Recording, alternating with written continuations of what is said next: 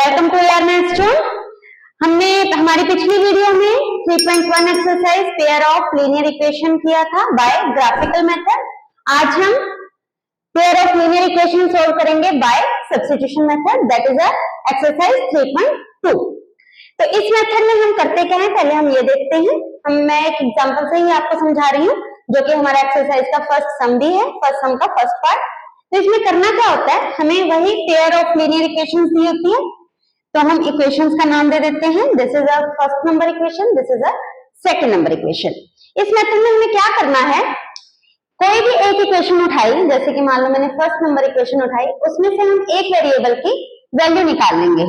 ये first equation उठाई मैंने, यहां से आप किसी भी एक वेरिएबल की वैल्यू निकाल लीजिए, चाहे x की चाहे y की। मैं x की वैल्यू निकाल रही हूँ, मतलब मुझे x लेफ्ट में रखना है, बाकी सब कुछ राइट में भेज देना है। y इधर प्लस हो रहा था तो इधर आकर माइनस हो गया, इसको हम नंबर दे देते हैं नंबर 3। अब यहां से एक वेरिएबल की वैल्यू निकाल ली, इस वेरिएबल की वैल्यू हम दूसरी इक्वेशन में पुट कर देंगे। तो क्या लिखेंगे, put the value of x, put the value of x in equation 2। Second number equation में पुट करते हैं। सेकेंड नंबर इक्वेशन क्या है हमारे पास, x minus y equals to 4। यहां पर मैं x की वैल्यू रख रही हूं 14 माइनस वाई इक्वल्स टू 4। तो ये बन गया 14 माइनस वाई इक्वल्स टू 4। अब मुझे यहां से ये क्या बन गई, ये लीनियर इक्वेशन है, वन वेरिएबल बन गई, जिसको कि आपने क्लास 9th में किया हुआ है। कैसे सॉल्व करते हैं इसको, हम y वाले टर्म सिर्फ इधर रख लेंगे, बाकी सब कुछ उधर भेज देंगे। पहले हम y वाले टर्म्स इकट्ठे करते हैं, माइनस वाई मीन्स माइनस का 1y माइनस का 1y, दोनों ही माइनस के हैं तो दोनों ऐड हो जाएंगे, और निशान कौन सा लगेगा, साइन कौन सा लगेगा, माइनस का, इक्वल्स टू 4। अब मैं सिर्फ y वाली टर्म इधर रख रही हूँ, कांस्टेंट टर्म को उधर भेज रही हूँ। This 14 is of positive sign है, तो मैं उधर लेकर जाऊंगी तो ये हो जाएगा नेगेटिव। तो क्या बन गया, minus 2y equals to 4 minus 10, दोनों अपोजिट साइन के हैं। 4 हमारा पॉजिटिव है, 14 हमारा नेगेटिव है, दोनों अपोजिट साइन के हैं, तो माइनस करेंगे और साइन कौन सा लगेगा, जो इन दोनों में से बड़ा है। 14 इज बिगर देन 4, 14 का साइन कौन सा था, माइनस का, तो हम माइनस का साइन लगा देंगे। माइनस से माइनस कैंसिल हो जाएगा और इधर बच गया 10, तो इधर मल्टीप्लाई हो रहा है तो इधर आकर डिवाइड हो जाएगा, तो y की वैल्यू निकल गई हमारे पास 5। y की वैल्यू आ गई है हमारे पास 5। अब हम x की वैल्यू निकालेंगे। x की वैल्यू कैसे निकालेंगे, जो हमारी ये नंबर थर्ड इक्वेशन थी, जो हमने एक इक्वेशन से हमने एक वेरिएबल की वैल्यू निकाली थी, इस इक्वेशन में हम y की वैल्यू पुट कर देंगे। तो लिखेंगे क्या, put y equals to 5 in equation 3। क्या थी हमारी third equation, x is equal to 14 minus y. तो मैं यहां लिख रही हूं x is equal to 14 minus y. तो x कितना आ गया, y की वैल्यू पुट कीजिए, y की वैल्यू है 5, तो x आ गया हमारे पास 9। तो इस तरीके से हमने x की वैल्यू निकाल ली और y की वैल्यू निकाल ली। This is our answer. तो सब्स्टिट्यूशन मेथड में हम एक बार दोबारा देखते हैं कि क्या करते हैं। पहले हमें पेयर ऑफ लीनियर इक्वेशंस दिया होगा, मतलब हमें दो लीनियर इक्वेशंस दी होंगी इन टू वेरिएबल्स। वहां से हमने कोई भी एक इक्वेशन उठानी है, जैसे मैंने फर्स्ट नंबर इक्वेशन उठाई, वहां से हम एक वेरिएबल की वैल्यू निकाल लेंगे, उसको हम थर्ड नंबर इक्वेशन नाम दे देंगे। वो वैल्यू हम सेकंड वाली इक्वेशन में पुट कर देंगे, वहां से हमारा एक वेरिएबल रह जाएगा, एक वेरिएबल हमारा खत्म हो जाएगा, एक वेरिएबल बच जाएगा जिसकी वैल्यू हम निकाल सकते हैं। उसकी वैल्यू निकलते ही हम उस वेरिएबल की वैल्यू नंबर थर्ड इक्वेशन में पुट कर देंगे, जिससे कि हमारे दूसरे वेरिएबल की वैल्यू भी आ जाएगी। तो इस तरीके से हम सब्स्टिट्यूशन मेथड सॉल्व करते हैं। देखिए, आपको मैथ्स के एग्जाम में जो दिया होगा, अगर उसमें कहा ग्राफिकल मेथड से करना है तो आपको ग्राफिकल मेथड से करना है, अगर उसमें कहा सब्स्टिट्यूशन मेथड से करना है तो आपको यही मेथड लगाना है, ग्राफिकल मेथड, या हम आगे एक और मेथड करेंगे एलिमिनेशन मेथड, उससे नहीं करना। अगर उसने नाम मेंशन किया है तो आपको उसी मेथड से ही उसे सॉल्व करना होगा, अदरवाइज आपको मार्क्स नहीं मिलेंगे। तो अब चलते हैं हमारे इसके सेकंड पार्ट पे। इसमें भी हमें दो इक्वेशंस दी हुई हैं। पहले हमारे वेरिएबल्स x और y थे, घबराना नहीं है, वेरिएबल्स में s और t भी। s minus t equals to 3, ये हमारी नंबर 1 इक्वेशन है, और s by 3 plus t by 2 equals to 6, ये हमारी नंबर 2 इक्वेशन है। इसे भी हमने सब्स्टिट्यूशन मेथड से ही सॉल्व करना है। तो मैं फर्स्ट नंबर इक्वेशन उठा रही हूँ, this is our first number equation. यहां से मैं एक वेरिएबल की वैल्यू निकाल रही हूँ, तो मैंने t को उधर भेजा, t इधर माइनस का था तो इधर आकर प्लस का हो गया, इसको मैंने नाम दे दिया नंबर 3। अब ये value, put the value of s in equation 2 में पुट करते हैं। सेकेंड नंबर इक्वेशन क्या है हमारी, s by 3 plus t by 2 equals to 6। ठीक है, फ्रैक्शन में है, घबराना नहीं है, अभी देखते हैं करके, बिल्कुल वैसा ही बन जाएगा। s की वैल्यू कितनी आई है हमारी, 3 plus t upon 3 plus t by 2 equals to 6। अब इसको सॉल्व कैसे करेंगे, हमारा फ्रैक्शन में है, हम इधर एलसीएम ले लेते हैं। 6 इज द एलसीएम, 3 और 2 का एलसीएम 6 को 3 से डिवाइड किया, 2 ऊपर वाले से मल्टीप्लाई करेंगे तो ये आ जाएगा 2 इंटू 3 प्लस t, प्लस 6 को 2 से डिवाइड किया, 3 को t से मल्टीप्लाई करेंगे, 3t इक्वल्स टू 6। इस 6 को लिख सकते हो 6 बाय 1। क्या बना मेरे पास, इस 2 को मैं मल्टीप्लाई कर रही हूँ, 2 ब्रैकेट के बाहर है, दैट मीन्स 2 इन दोनों से मल्टीप्लाई होगा, इस 3 से भी और इस t से भी। तो 2 into 3 6 plus 2 into t 2t plus, अब ये 2 सिर्फ इन दोनों से मल्टीप्लाई था क्योंकि यहाँ पर हमारी ब्रैकेट बंद हो जाती है, तो ये रह गया as it is, plus 3t by 6 equals to 6 by 1।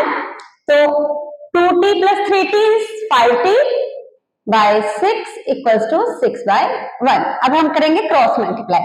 Cross multiply कीजिए, इसको इससे मल्टीप्लाई, 1 से मल्टीप्लाई करेंगे तो यही आ जाएगा, और 6 को 6 से मल्टीप्लाई तो ये आ गया 36।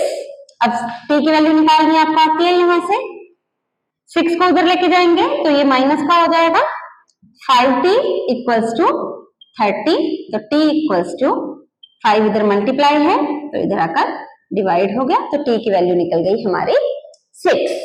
फिर इस t की वैल्यू हम नंबर 3rd इक्वेशन में पुट कर देंगे। क्या लिखेंगे, put t equals to 6 in equation number 3। What was our equation number 3? S is equal to 3 plus t. हाँ जी, पुट करते हैं, t की वैल्यू है 6, तो s आ गया हमारा 9। तो this is our answer, s की वैल्यू 9 और t की वैल्यू 6। आई थिंक आप लोगों को बहुत अच्छे से समझ आ गया होगा। फिर भी हम एक बार देख लेते हैं हमने क्या किया। हमें दो इक्वेशन दी हुई थी, हमने फर्स्ट नंबर इक्वेशन उठाई, वहां से किसी भी एक वेरिएबल की वैल्यू निकाली, उसको सेकंड नंबर इक्वेशन में पुट कर दिया। वहां से हमारा सिर्फ एक ही वेरिएबल बचा t, जिससे कि हमने t की वैल्यू निकाली। t की वैल्यू आ गई हमारे पास। जैसे ही t की वैल्यू आती है हम इसकी वैल्यू इस नंबर 3rd इक्वेशन में पुट कर देते हैं, जिससे कि हमारे दूसरे वेरिएबल की भी वैल्यू आ जाती है। तो अब आगे बढ़ते हैं हमारे 3rd पार्ट की तरफ। ये हमारी नंबर 1 इक्वेशन है, ये हमारी नंबर 2 इक्वेशन है। फर्स्ट नंबर में उठा रही हूँ 3x minus y equals to 3। यहां से मैं एक वेरिएबल की वैल्यू निकाल रही हूँ, x की वैल्यू निकालते हैं। y इधर माइनस का है, इधर आकर प्लस का हो गया, तो x की वैल्यू आ गई 3 प्लस वाई बाय 3। x की वैल्यू हम नंबर 2 इक्वेशन में पुट करेंगे। Put x in equation 2। हाँ जी, क्या है हमारी equation 2? 9x minus 3y equals to 9। x की वैल्यू पुट कीजिए, 3 plus y by 3 minus 3y equals to 9। ये कट गया, 3 आ गया। अब ये 3 इन दोनों से मल्टीप्लाई है, मल्टीप्लाई करते हैं। 3 3 जा 9 plus 3 into Y it's 3y, ये as it is minus 3y equals to 9। अब ये 3y माइनस 3y ये कैंसर, 9 इक्वल्स टू 9। ये क्या हो गया, हमारा तो वेरिएबल ही खत्म हो गया। हमने तो वेरिएबल की वैल्यू निकालनी थी, y की वैल्यू निकलती थी ना यहाँ से। ये पार्ट मैंने इसीलिए करवाया, अदरवाइज मैं छोड़ भी सकती थी आप लोगों के लिए। यहाँ पर क्या हुआ, हमारा वेरिएबल ही खत्म हो गया, y चला गया। दैट मीन्स जब हमारा इस तरह से वेरिएबल ही खत्म हो जाए तो आपने ये देखना है क्या हमारी लेफ्ट हैंड साइड और राइट हैंड साइड इक्वल है। लेफ्ट हैंड साइड में क्या है 9, राइट हैंड साइड में क्या है 9। दैट मीन्स ये दोनों इक्वल है। तो हम कहेंगे, क्या कहेंगे हम, the pair of equations, the pair of linear equation has infinitely many solutions. Infinitely many solutions. अगर ये दोनों इक्वल ना आते, बाय चांस मुझे यहाँ इक्वेशन 8 भी होती, यहाँ पर मैं 8 लिखती तो मेरा 9 और 8 इक्वल ना आता, तो हम क्या देते, the pair of linear equation has no solution. Okay, देखिए हम चेक भी कर सकते हैं बाय कंपेयरिंग द रेशियोज। हम चेक करते हैं कि क्या इनफाइनाइटली मेनी सॉल्यूशंस हैं। तो देखते हैं a1 by a2 चेक कीजिए क्या आएगा, यहाँ से a1 by a2 3 by 9 हमने हमारी पिछली वीडियो में किया था, आपको लिंक डिस्क्रिप्शन बॉक्स में दे दिया जाएगा अगर आपने देखना हो कि कैसे चेक करते हैं हम बाय कंपेयरिंग द रेशियोज। तो a1 है हमारा 3, a2 है 9, तो a1 by a2 आया 1 by 3, b1 by b2, b1 कितना है हमारा y का coefficient that is -1 by b2 is -3, ये भी आया हमारा 1 by 3, c1 by c2 कितना है c1 3 और c2 कितना है 9 दैट इज आल्सो 1 by 3। तो हमारा क्या आया a1 by a2 equals to b1 by b2 equals to c1 by c2।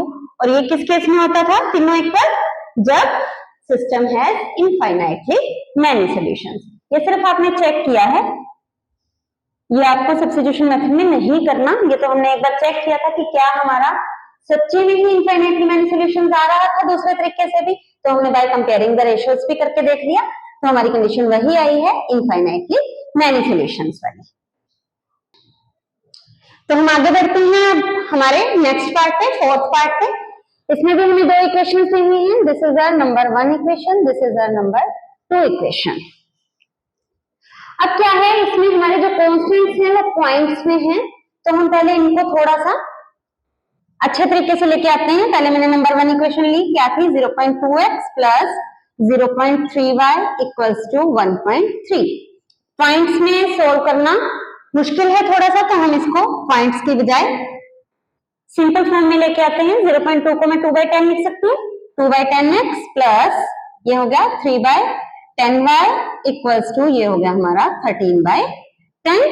तो एलसीएम लेते हैं, 10 इज एलसीएम, 10 और 10 का एलसीएम 10, ऊपर बना 2x plus 3y। I hope आप सबको एलसीएम लेना बहुत अच्छे से आता होगा, इक्वल्स टू 13/10। तो आप क्रॉस मल्टीप्लाई कर लीजिए या 10 से 10 मल्टीप्लाई कर दीजिए। इधर 10 जो है इधर डिवाइड हो रहा है, उधर लेके जाऊंगी मैं इसको, तो ये मल्टीप्लाई हो जाएगा। आप क्रॉस मल्टीप्लाई भी कर सकते हैं दोनों को, तो भी सेम ही आएगा। मैं इस 10 को उधर लेके जा रही हूँ, ये 10 इधर डिवाइड हो रहा था, उधर जाकर मल्टीप्लाई हो गया, तो 10 से 10 कैंसिल। तो मेरी इक्वेशन बनी 2x plus 3y equals to 13। इसे हम नाम दे देते हैं नंबर 3 इक्वेशन। अब इसको सोल्व करते हैं इसी तरीके से, 0.4x plus 0.5y equals to 2.3। बिल्कुल सेम स्टेप्स पे हम इसको करेंगे। इसको मैं लिख सकती हूँ 4/10x plus 5/10y equals to 23/10। फिर से हम इसका एलसीएम लेंगे, 4x plus 5y equals to 23/10। ये 10 इधर जाकर मल्टीप्लाई हो जाएगा, तो मैं सीधा लिख सकती हूँ इक्वल्स टू 23। ये हमारी बन गई नंबर 4 इक्वेशन। अब आप इन दोनों को, थर्ड और फोर्थ को, क्योंकि थर्ड क्या है हमारी नंबर 1 इक्वेशन को ही सॉल्व करके आई है और फोर्थ क्या है हमारी नंबर 2 इक्वेशन को सॉल्व करके आइए। अब आप इन दोनों को by substitution method I think कर सकते हैं। तो मुझे कमेंट सेक्शन में इसका आंसर जरूर बताना कि क्या आएगा एक्स और वाई की वैल्यूज इन दोनों को सॉल्व करके। तो अब हम बढ़ते हैं हमारे नेक्स्ट पार्ट पे। इसमें जो कॉन्स्टेंट्स हैं हमारे वो रूट में दे दिए। मेरे पास बच्चे भी आते हैं पढ़ने के लिए, घबरा जाते हैं रूट को देख के। मैं उनसे पूछती हूँ बताओ बेटा कौन सा पार्ट करवाऊं, तो वो पहले देखते ये बोलते हैं मैम ये पार्ट करवा दो, फिफ्थ पार्ट करवा दो, रूट आ गया। तो देखते हैं इसको कैसे करते हैं, और बहुत इजी होता है, ये भी मुश्किल नहीं होता, बस देख के घबराना नहीं है। ये है हमारी नंबर 1 इक्वेशन, ये है नंबर 2। फर्स्ट इक्वेशन लेते हैं हम, √2x plus √3y equals to 0। यहां से हम एक वेरिएबल की वैल्यू निकाल लेते हैं, वही चीज √2x इज इक्वल टू, इधर प्लस का है उधर जाकर माइनस का हो गया, माइनस √3y, और x की वैल्यू आ गई हमारी, ये √2 इधर मल्टीप्लाई है तो इधर आकर ये डिवाइड हो गया। यहां तक मेरे ख्याल से आप सबको क्लियर होगा। हाँ जी, तो फिर हम क्या करते थे, ये x की वैल्यू हम दूसरी इक्वेशन में पुट कर देते थे। क्या लिखते थे, put the value of x, put the value of x in equation 2। हाँ जी, सेकंड इक्वेशन क्या है हमारे पास, √3x minus √8y equals to 0। x की वैल्यू पुट कीजिए, √3 एज इट इज, x की जगह हमने क्या पुट किया, minus √3 by √2y minus √8y equals to 0। उधर करते हैं हम, हाँ जी, √3 को √3 से मल्टीप्लाई किया, √3 माइनस आएगा, पहली बात तो ये प्लस का था, ये माइनस का, minus into plus is minus, √3 into √3 by √2x minus ये as it is √8y equals to 0। √3 into √3 is √9, √3 into √3 is √9, और √9 कितना होता है हमारे पास, 3।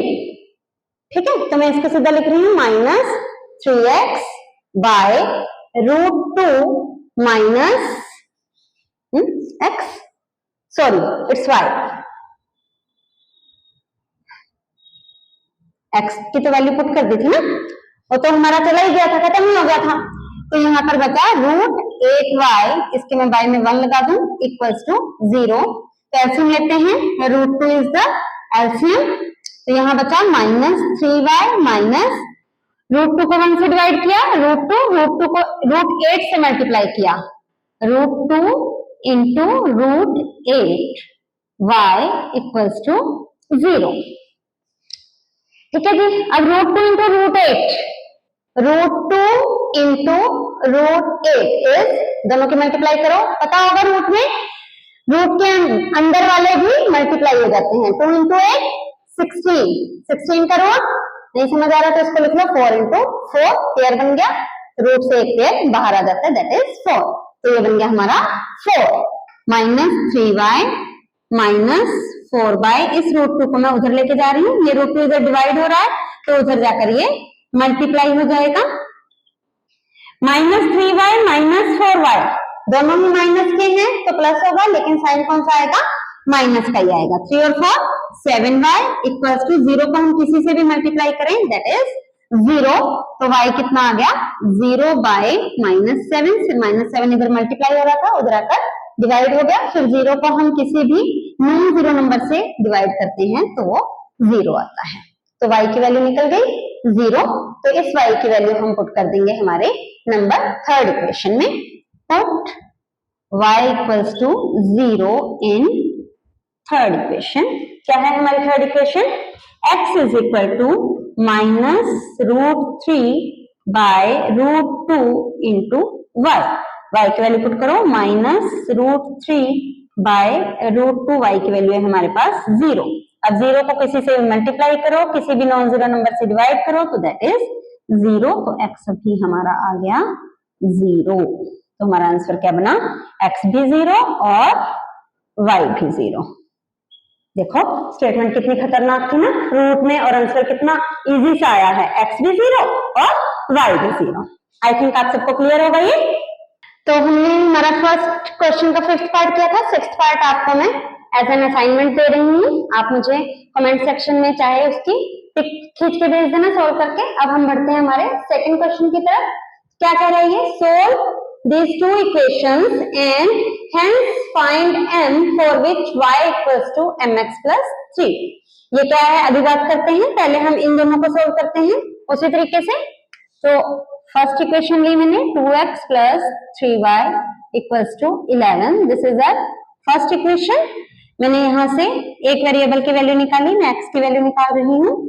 3y को मैं उधर लेकर गई, इधर प्लस का था उधर जाकर माइनस का हो गया, तो x आ गया हमारे पास 11 माइनस 3y बाय 2। इसको मैं दे रही हूँ नंबर, अभी मैंने 2 इक्वेशन लिखी नहीं थी, चलो मैं इसको नंबर 2 दे देती हूँ। अब put the value of x, put in another equation, दूसरी इक्वेशन में पुट कर रही हूँ मैं। नंबर 2 इक्वेशन जो हमारी होती थी अब मैंने नहीं लिखी तो मैं ऐसे ही रख रही हूँ। 2x minus 4y equals to minus 24। यहाँ पर मैं पुट कर रही हूँ x की वैल्यू 2 इंटू x क्या है 11 minus 3y by 2 minus 4y equals to minus 24। अब ये 2 पूरे के डिवाइड नहीं है, ये 2 पूरे से मल्टीप्लाई है, कट गया, क्या बचा 11 minus 3y minus 4y equals to minus 24। 11 minus, फिर से दोनों माइनस के हैं तो माइनस का साइन आ गया और दोनों ऐड हो जाएंगे, 3 और 4 7, 7y इक्वल्स टू माइनस 24। अब मैं सिर्फ इधर वेरिएबल रखूंगी, 11 को मैं उधर ले जाऊंगी तो minus 7y equals to minus 24। 11 इधर प्लस का था तो इधर आकर माइनस का हो गया, क्या बचा हमारे पास माइनस 7y इक्वल्स टू, फिर से ये दोनों माइनस के हैं तो साइन माइनस का ही रहेगा और ये दोनों एड अप हो जाएंगे, तो ये बना माइनस का 24 और 11 35। माइनस से माइनस कैंसिल हो गया तो माइनस 35, माइनस 7 उधर मल्टीप्लाई था तो ये आ गया प्लस का 5। दैट मीन्स y की वैल्यू आ गई हमारी 5।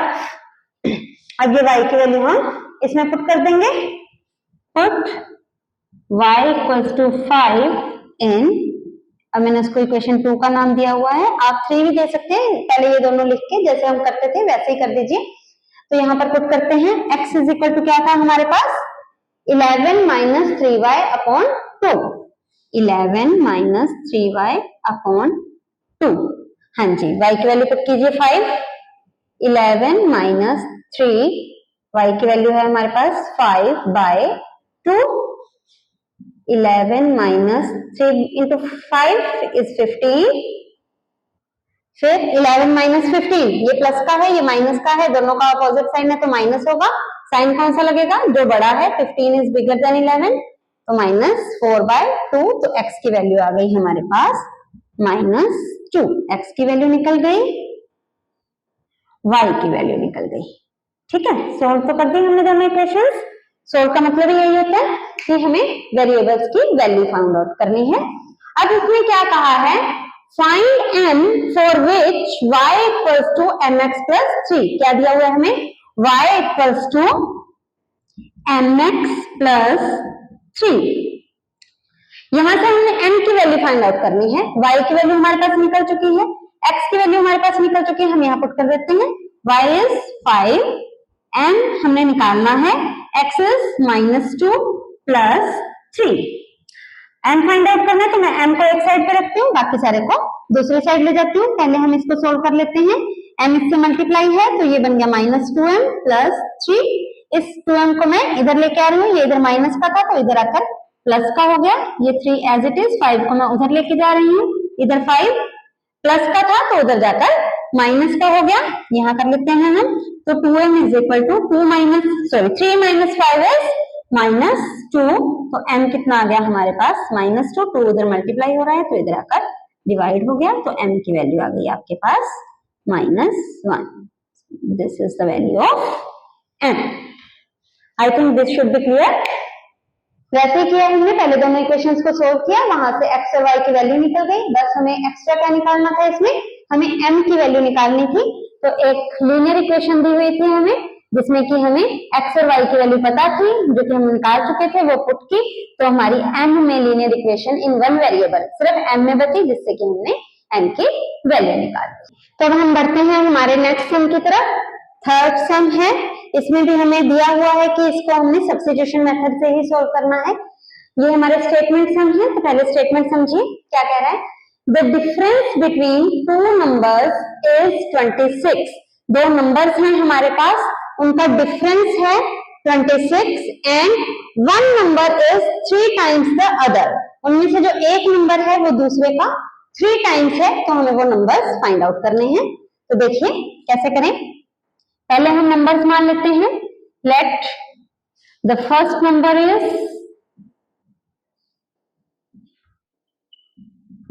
x and let the second number is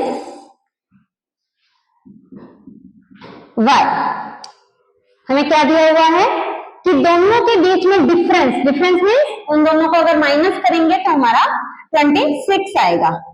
तो x minus y equals to 26। यही कहा है इसमें कि अगर हम दोनों का डिफरेंस करेंगे तो वो 26 आएगा। तो डिफरेंस किया, इसको हमने नंबर 1 इक्वेशन दे दिया। अब क्या कह रहे हैं, one number is 3 times the other. एक नंबर दूसरे का 3 टाइम्स है, तो x जो है वो y का 3 टाइम्स है। एक नंबर दूसरे का 3 टाइम्स है, तो इसको दे दिया हमने नंबर 2 इक्वेशन। अब यहां से x की वैल्यू इसमें पहले ही निकली पड़ी है हमारे पास in the form of y, तो हम ये x की वैल्यू नंबर 1 इक्वेशन में पुट कर देते हैं। देखिए आप यहां से भी निकाल सकते हैं, x की वैल्यू निकालिए, यहाँ पुट कीजिए तो भी निकल जाएगा, लेकिन यहाँ पे मेरी value in the form of y निकली ही पड़ी है, तो मैं यही वैल्यू नंबर 1 इक्वेशन में पुट कर रही हूँ। Put x is equal to 3y in equation 1। हाँ जी, क्या है हमारी equation 1? x minus y equals to 26। x की वैल्यू पुट कीजिए, 3y minus y equals to 26, ये बचा 2y इक्वल्स टू 26, तो y आया हमारे पास 26/2 दैट इज 13। y की वैल्यू निकल गई, y की वैल्यू आप नंबर 2 इक्वेशन में पुट कर दीजिए। हाँ जी, क्या लिखेंगे, put y equals to 13 in equation 2। क्या थी हमारी equation 2? x is equal to 3y। x is equal to 3, y कितना है हमारा 13, तो x आ गया 39। तो दोनों नंबर्स क्या आ गए, आप कैसे लिखेंगे लास्ट में आंसर को? So the numbers are x and y है ना हमारे नंबर्स, x की वैल्यू है 39 एंड y की वैल्यू है 30, तो दिस इज अ आंसर। तो ये स्टेटमेंट सम्स हैं, इनको किस तरीके से सॉल्व करना होता है। हमें दोनों नंबर्स फाइंड आउट करने थे, तो पहले हमने दोनों नंबर्स मान लिए। फर्स्ट नंबर माना x, सेकंड नंबर माना y।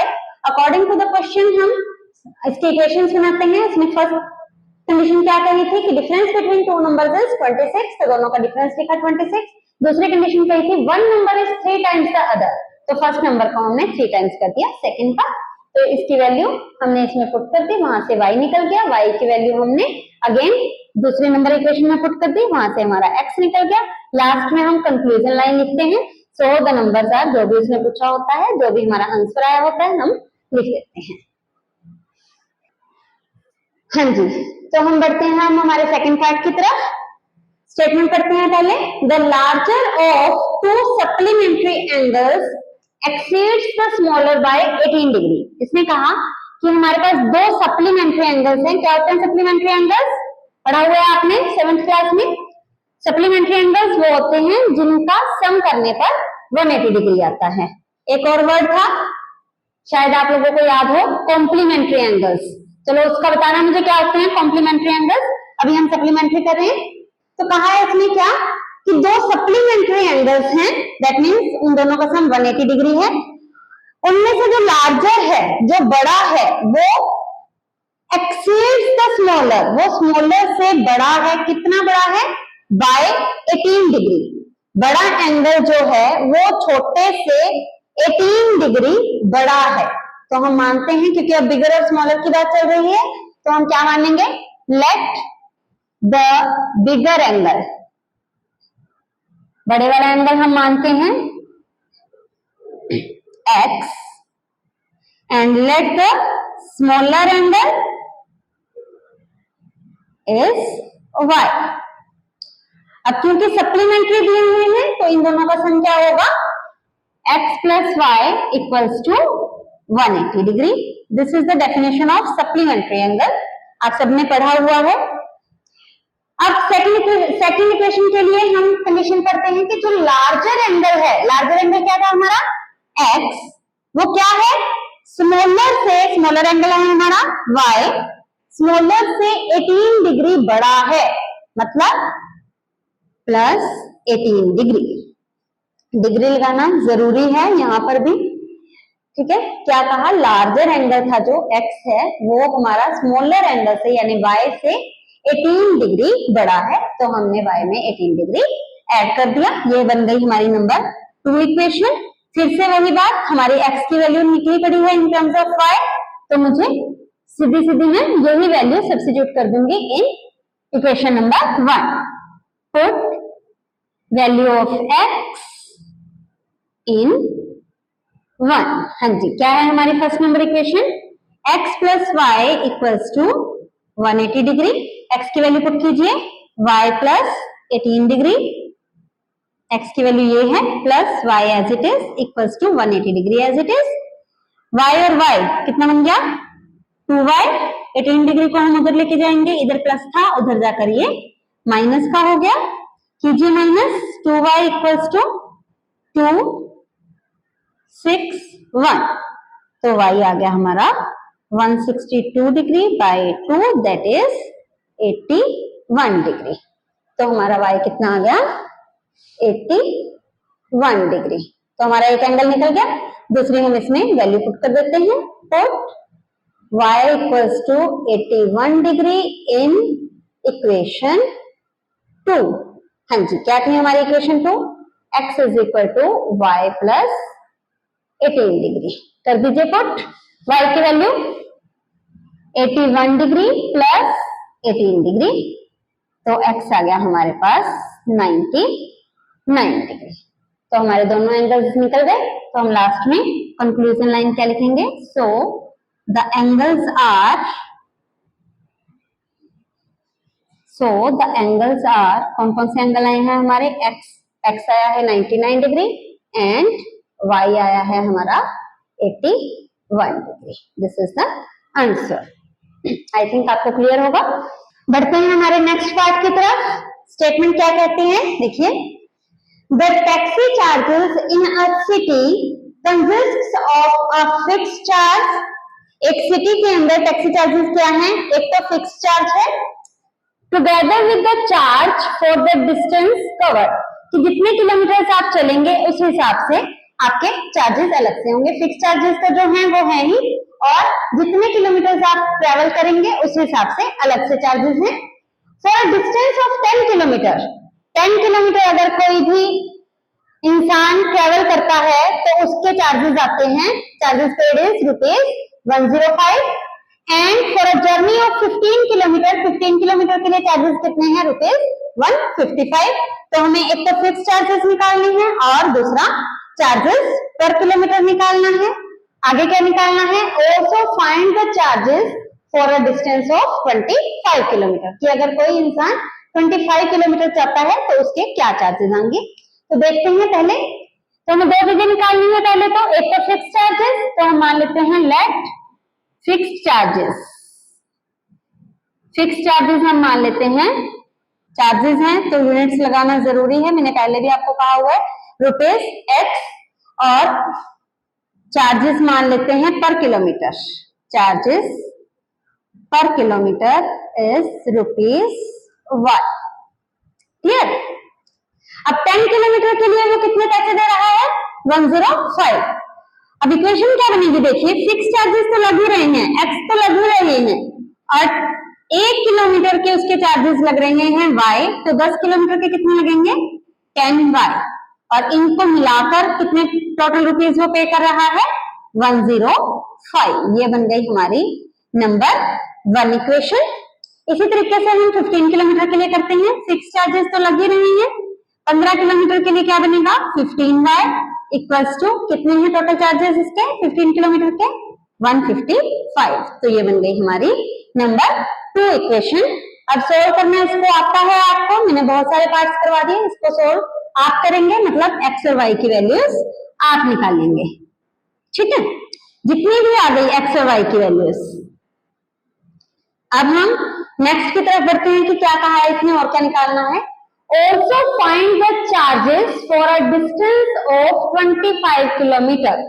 Charges for a distance of 25 kilometre. फिर से वही बात जैसे हमने 10 किलोमीटर और 25 किलोमीटर के लिए की थी कि क्या फिक्स चार्जेस तो उसके लग ही रहे हैं, एक्स प्लस कितना जा रहा है 25 किलोमीटर, 1 किलोमीटर के उसके रुपीस लग रहे हैं वाई, तो 25 किलोमीटर के कितने लगेंगे 25 वाई। तो यहां से एक्स और वाई की जो भी वैल्यूज निकलेंगी ये निकलेंगी 10 और 5। तो वहां आप पुट कर दीजिए 5 प्लस 25 और y की वैल्यू है 10, तो 25 इंटू 10 250, तो ये आ गए 255। तो कितने रुपीस लग रहे हैं 25 किलोमीटर के, रुपीस 255। आई थिंक आप सबको बहुत अच्छे से क्लियर होगा ये। तो हम बढ़ते हैं हमारे नेक्स्ट पार्ट की तरफ। क्या कह रहा है इस पार्ट में, ये 5th पार्ट में, a fraction becomes 9/11 if 2 is added to both numerator and denominator। अगर हम किसी फ्रैक्शन के न्यूमरेटर और डिनोमिनेटर में दोनों में 2 ऐड कर देते हैं तो वो फ्रैक्शन बन जाता है 9/11। if 3 is added to both numerator and denominator, अगर न्यूमरेटर और डिनोमिनेटर दोनों में 3 ऐड करते हैं तो it becomes 5/6। Find the fraction. तो देखते हैं हम, पहले हम मान लेते हैं लेट द न्यूमरेटर। न्यूमरेटर क्या है, मान लेते हैं हम x और डिनोमिनेटर हम मान लेते हैं y। आप सबको पता होगा न्यूमरेटर होता है फ्रैक्शन का ऊपर वाला पार्ट और डिनोमिनेटर होता है नीचे वाला। So the fraction becomes x/y। ऊपर वाला हमारा होता है न्यूमरेटर और नीचे वाला होता है डिनोमिनेटर। अब चलते हैं अकॉर्डिंग टू द क्वेश्चन। क्या कहा है क्वेश्चन में कि अगर मैंने न्यूमरेटर और डिनोमिनेटर दोनों में ही 2 ऐड कर दिए, हमारा न्यूमरेटर था x, इसमें भी मैंने 2 ऐड कर दिया, हमारा डिनोमिनेटर था y, इसमें भी मैंने 2 ऐड कर दिया, तो कहता कि हमारा फ्रैक्शन क्या बन जाता है 9/11। क्लियर? दोबारा देखिए, न्यूमरेटर हमारा x था, डिनोमिनेटर हमारा y था। तो क्वेश्चन क्या कहता है कि अगर मैंने न्यूमरेटर में भी 2 ऐड कर दिया, न्यूमरेटर था हमारा x, उसमें भी 2 ऐड कर दिया, डिनोमिनेटर था हमारा y, उसमें भी 2 ऐड कर दिया, तो वो हमारा जो फ्रैक्शन है वो बन जाता है 9/11। हम क्रॉस मल्टीप्लाई करते हैं, 11 इससे मल्टीप्लाई हो जाएगा, 11 into x plus 2 equals to 9 इससे मल्टीप्लाई हो जाएगा, 9 इंटू वाई प्लस 2। सोल्व करते हैं इसको, 11 दोनों से मल्टीप्लाई है, 11 को x से किया 11x प्लस 11 को 2 से किया 22 इक्वल्स टू 9 को y से किया 9y प्लस 9 को 2 से किया 18। x और y वेरिएबल हम एक साइड पे ले जाते हैं, 9y इधर प्लस का है, इधर आकर माइनस का हो गया, और कांस्टेंट टर्म्स हम सारी एक तरफ ले जाते हैं, इधर 18 था, 22 को हम राइट साइड में लेके जा रहे हैं, 22 इधर प्लस का था, उधर आकर माइनस का हो गया। तो हमारी फर्स्ट इक्वेशन बन गई 11x minus 9y equals to -4। This is a number 1 equation. इसी तरह से हम सेकंड कंडीशन पे चलते हैं। सेकंड कंडीशन क्या कहती है कि अगर मैंने न्यूमरेटर में भी 3 ऐड कर दिया और डिनोमिनेटर में भी 3 ऐड कर दिया, तो हमारा फ्रैक्शन क्या बन जाता है 5/6। वही चीज है, सेम टू सेम, इसमें हमने 2 ऐड किया था दोनों में, न्यूमरेटर और डिनोमिनेटर में, इसमें हमने 3 ऐड किया है, फिर से वही हम क्रॉस मल्टीप्लाई करते हैं, 6 into x plus 3 is equal to 5 into y plus 3। Multiply करते हैं, 6 दोनों से मल्टीप्लाई किया, 6x प्लस 18 इक्वल्स टू 5 से मल्टीप्लाई कीजिए 5y प्लस 15। फिर से हम जैसे उसमें किया था वेरिएबल्स एक साइड पे लेके जा रहे हैं और कांस्टेंट टर्म्स एक साइड पे, 18 उधर जाकर माइनस का हो गया, तो ये बन गई 6x minus 5y equals to minus 3। This is our number 2 equation. तो दोनों इक्वेशंस आपके पास निकल चुकी हैं, इसको सोल्व करना आपका काम है। एक्स और वाई की वैल्यूज निकालिएगा, क्या निकलती हैं। उसके बाद जब आप आंसर लिखेंगे तो सिर्फ एक्स और वाई की वैल्यूज नहीं लिख के छोड़नी है, इसमें पूछा है फाइंड द फ्रैक्शन। तो आपको आंसर में क्या लिखना है, जो भी एक्स और वाई की वैल्यूज आएंगी आपकी, आप एक्स और वाई की वैल्यूज निकाल लीजिएगा, जितनी भी आई तो एंड पे क्या लिखेंगे, so fraction is equal to x by y था ना हमारा फ्रैक्शन, तो यहाँ पर x की वैल्यू पुट कीजिएगा और यहाँ पर y की वैल्यू पुट कीजिएगा। This is our final answer. अगर आप x और y की वैल्यू तक छोड़ देते हैं तो आपके मार्क्स कट हो जाएंगे, आपको फ्रैक्शन लिखना जरूरी है। अब ये है हमारा लास्ट क्वेश्चन इस एक्सरसाइज का, थर्ड का 6th पार्ट। क्या कह रही है, 5 years hence the age of Jacob will be 3 times that of his son। कि 5 साल बाद, hence means that the age of Jacob will be, Jacob की एज जो है वो अपने सन से 3 टाइम्स होगी। देखो अगर आपको हेंस का मतलब नहीं पता, मान लो एग्जाम में आप कंफ्यूज हो जाओ कि हेंस क्या है, हमें नहीं पता पहले है या बाद में, तो यहाँ से देखो विल बी मींस फ्यूचर की बात कर रहा है वो, विल और शैल फ्यूचर के लिए लगते हैं, टेंसेस आपने किए होंगे, तो विल आ गया, दैट मींस कि ये फ्यूचर की बात कर रहा है, मतलब ये 5 साल बाद की बात कर रहा है। फिर क्या कहा है, 5 years ago, 5 साल पहले, Jacob age was 7 times that of his son. 5 साल पहले जैकब की एज अपने बेटे से 7 टाइम्स थी, तो हमने प्रेजेंट एजेस निकालनी है। तो देखते हैं, हम मान लेते हैं लेट जैकब्स प्रेजेंट एज, कि जैकब की जो अब की एज है वो कितनी है, मान लिया x years, ठीक है। और जैकब के सन की जो है present age, Jacob's son present age is equal to y years। अब अकॉर्डिंग टू क्वेश्चन चलते हैं, क्या कहा कि 5 साल बाद जैकब की एज क्या होगी, x प्लस 5, और जैकब के बेटे की एज क्या होगी, y प्लस 5, और जैकब की एज जो है हमें उसके बेटे की एज की कितनी दी हुई है, 3 टाइम्स, तो हम 3 से मल्टीप्लाई कर देते हैं। तो इसको सोल्व करते हैं, x प्लस 5 इक्वल्स टू 3 से मल्टीप्लाई कीजिए 3y, 3 को y से किया, 3 को 5 से किया तो प्लस 15। तो फिर से वेरिएबल्स हम एक साइड पे ले आते हैं, 3y इधर प्लस का था, इधर आकर माइनस का हो गया, 15 माइनस 5 इधर प्लस का था, उधर जाकर माइनस का हो गया। तो हमारी first equation is ready, this is our first equation number 1, ठीक है। अब करते हैं सेकंड इक्वेशन की तरफ। क्या कहा, 5 साल पहले जैकब की एज होगी x माइनस 5 और उसके बेटे की एज होगी y माइनस 5। जैकब की एज क्या है, 7 टाइम्स, तो इसको हम 7 से मल्टीप्लाई कर देते हैं। सोल्व करते हैं, इसको कीजिए 7 से मल्टीप्लाई, दोनों को, 7 को y से किया 7y, 7 को 5 से किया 35, 7y को इधर लेकर आए, माइनस का हो गया, ये माइनस का 35 एज इट इज, ये 5 को उधर लेकर जाएंगे तो प्लस का हो जाएगा। तो हमारी सेकंड इक्वेशन बनी x minus 7y equals to minus 30। This is our number 2 equation. अब इनको सोल्व करना आपको आता है, क्योंकि हमें कहा गया है कि बाय सब्स्टिट्यूशन मेथड ही करना है, तो आपने इसको भी बाय सब्स्टिट्यूशन मेथड ही करना है। तो इसी के साथ हमारी एक्सरसाइज 3.2 खत्म होती है। तो नेक्स्ट वीडियो में हम हमारी अगली एक्सरसाइज की तरफ बढ़ेंगे, जिसमें हम हमारा तीसरा मेथड यानी एलिमिनेशन मेथड करेंगे। अगर आपको अच्छा लगे तो प्लीज लाइक एंड सब्सक्राइब।